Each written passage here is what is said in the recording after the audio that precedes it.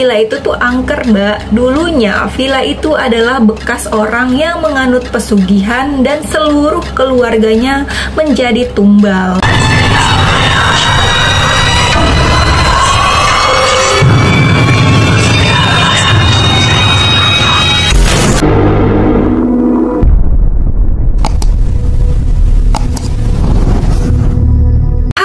Assalamualaikum, terima kasih udah mampir di channel aku. Seperti biasa, aku akan membahas atau menceritakan kisah-kisah horor nyata dan kejadian-kejadian mistis yang dialami oleh sobat horor kita. Nah, buat kalian yang belum nonton video aku dari episode 1 sampai dengan episode sekarang, kalian bisa cari di playlist judulnya Kisah-Kisah Nyata.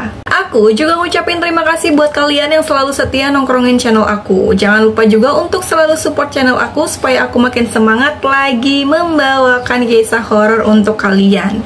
Oke, kalau kemarin kita membahas tentang sosok indah yang selalu meneror Ilham, kali ini aku akan menceritakan sesuatu yang lebih spesial lagi yang datang dari Dinda di Jakarta. Kisah mistis dan seram bahkan di luar nalar ini yang terjadi pada Dinda dan kawan-kawan menurut aku tuh serem banget, guys. Penasaran gimana kisahnya? Nggak usah banyak batu decot lagi, kita langsung aja ke ceritanya. Check it out. Suatu hari, Dinda dan keempat rekannya yang bernama Tony, Anto, Rizky, dan Susan berencana untuk pergi liburan ke Semarang. Mereka mempersiapkan segala sesuatunya. Tony memesan penginapan dan Rizky booking mobil untuk keberangkatan mereka.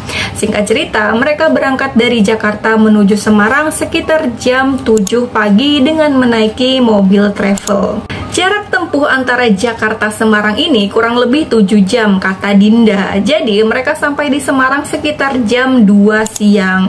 Mereka langsung ke tempat penginapan yang Tony pesan sebelumnya. Jadi Tony memesan villa yang lumayan murah menyesuaikan sama budget mereka.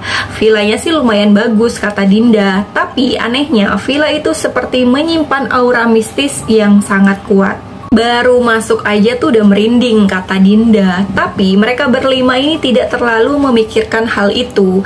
Ya namanya juga hidup berdampingan, pasti adalah satu atau dua setan yang ada di villa itu. Mereka akhirnya beberes dan melepas lelah setelah seharian di perjalanan.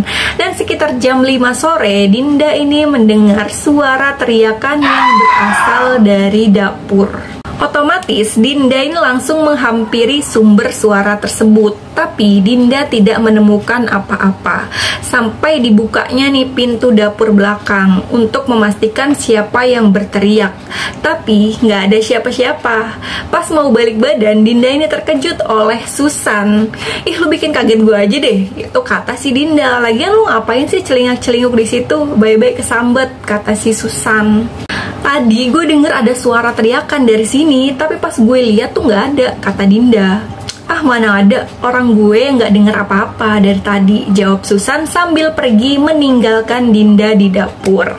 Dinda yang masih bengong sambil mikir lama akhirnya juga ikutan ke depan. Selesai maghrib, Tony, Anto, Rizky, dan Susan pergi jalan-jalan di sekitar villa. Dinda nggak ikut nih karena dia lagi mager banget pada saat itu. Udah tuh kan mereka berempat pergi kecuali Dinda. Saat semua teman-temannya pergi, Dinda ini santai-santai sambil main handphone. Saat sedang asik main handphone, Dinda ini melihat ada sekelebatan bayangan hitam yang lewat di depan dia. Otomatis kaget dong si Dinda, tapi dia mencoba untuk tidak terlalu mikir yang aneh-aneh. Lanjut lagi nih Dinda main HP-nya. Gak lama Susan ini datang, ditegur lah nih sama si Dinda. Kok udah balik aja sih, yang lain kemana? Tanya Dinda. Tapi Susan tidak menjawab apapun. Dia hanya terus berjalan menuju ke arah dapur. Dinda ini merasa aneh, disamperin lah nih si Susan kan. Lu kenapa sih muka lu pucat gitu? Tanya Dinda lagi. Tapi Susan tetap tidak menjawab apapun. Susan yang tadinya menunduk mulai mengangkat kepalanya perlahan dan tersenyum. Setelah itu, dia lalu tertawa kencang. Dinda yang melihat itu kaget plus takut juga kan. Dinda akhirnya sedikit menjauh dari Susan. Tapi Susan mulai melangkahkan kakinya mengikuti Dinda sambil berkata, "Kamu lihat aku kan?" sambil tertawa. Dan seketika Susan ini berubah menjadi sosok wanita tinggi dengan wajah yang menyeramkan. Separuh wajahnya itu rusak, kata Dinda. Dinda yang melihat hal itu di depan matanya langsung jatuh pingsan. Waktu Dinda terbangun, dia sudah berada di sofa dikelilingi oleh teman-temannya. Ditanyalah nih sama si Rizky, "Lu kenapa, Din? Tiba-tiba pingsan gitu?" Dinda langsung cerita nih sama teman-temannya tentang apa yang baru saja terjadi. Susan dan yang lainnya berusaha untuk menenangkan Dinda dan menyuruh untuk istirahat. Mungkin aja nih si Dinda ini kecapean, kata si Susan. Nah tuh, singkat cerita, keesokan harinya ketika mereka mau pergi untuk jalan-jalan mengeksplor Semarang, Tony yang sangat tidak percaya hal-hal mistis dan semacamnya ini akhirnya mendapat gangguan. Saat Tony sedang berada di toilet, tiba-tiba lampu toilet mati. Tony udah teriak-teriak dari dalam berharap ada teman-temannya yang bantu memberi penerangan. Tapi udah berkali-kali Tony berteriak, teman-temannya ini nggak pada datang. Akhirnya Tony mencoba meraba-raba pintu toilet. Saat sudah menemukan pintunya, Tony merasa aneh, kok pegangan pintunya beda. Tiba-tiba lampunya nyala. Betapa terkejutnya Tony saat melihat apa yang ada di hadapannya. Dia melihat sosok wanita dengan wajah yang hancur penuh darah dan senyumnya menyeringai. Tony yang melihat itu shock, badannya susah untuk digerakin. 5 menit lah si Tony ini sama si sosok itu tatap-tatapan. Sampai akhirnya sosok itu tiba-tiba menghilang. Barulah si Tony ini bisa kabur keluar toilet. Pas keluar, Tony bercerita ke teman-temannya soal sosok yang di toilet tadi. Tapi di situ teman-temannya hanya terdiam dan menunduk lalu perlahan menatap Tony. Tatapan mereka kosong. Dan tak lama Rizky menjerit dan berkata, "Pergi kalian dari sini." Dibarengi dengan tertawanya Susan, Dinda, dan Anto. Mereka berempat udah kayak orang sedang kerasukan. Tony yang melihat keempat temannya kerasukan ini bingung kan mau ngapain gitu.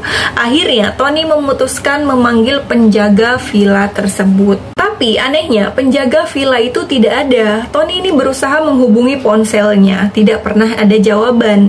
Di tengah kebingungannya, Tony mendengar bisikan pelan yang berkata, "Kalau kalian ingin selamat, tinggalkan tempat ini," kata bisikan itu. Setelah itu, Tony kembali ke villa dan melihat semua temannya dalam keadaan pingsan. Tony berusaha membangunkan semua temannya. Setelah mereka sadar, Tony bilang, "Udah mending kita segera pergi dari sini. Tempat ini tuh udah nggak beres," kata Tony. Dinda pun menjawab, "Iya bener, kita harus pergi dari sini." Saat mereka mulai berkemas, Susan tiba-tiba kesurupan lagi. Kali ini dia memegang sebuah pisau dapur dan mengarahkan pada keempat temannya itu. Si Rizky sempat tergores nih oleh pisau Susan, tapi untungnya Rizky baik-baik saja. Mereka berempat memegangi Susan yang sudah ngamuk-ngamuk sambil berkata, "Tidak semudah itu kalian pergi dari sini," lalu tertawa. "Siapapun yang masuk ke tempat ini tidak boleh pergi begitu saja. Dia harus menjadi pengikutku," lalu tertawa lagi. Lepas itu Susan pingsan, guys. Singkat cerita, setelah Susan sadar, mereka buru-buru untuk segera keluar. Tiba-tiba semua pintu terkunci, kata Dinda. Sampai Anto dan Tony ini mendobrak paksa pintunya dan berhasil dibuka. Mereka akhirnya bisa keluar dari villa itu dan segera memesan mobil untuk pindah lokasi. Pas udah dapat mobil, ditanya nih sama supirnya, "Kalian nginep di villa itu?" "Ya Pak," kata Dinda.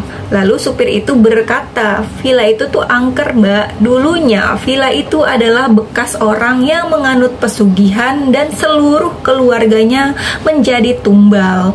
Makanya tidak ada warga sini yang berani menginap di sana. Karena waktu itu ada yang menginap, tapi mereka ditemukan tidak bernyawa di dalam villa itu, Mbak," ujar si supir.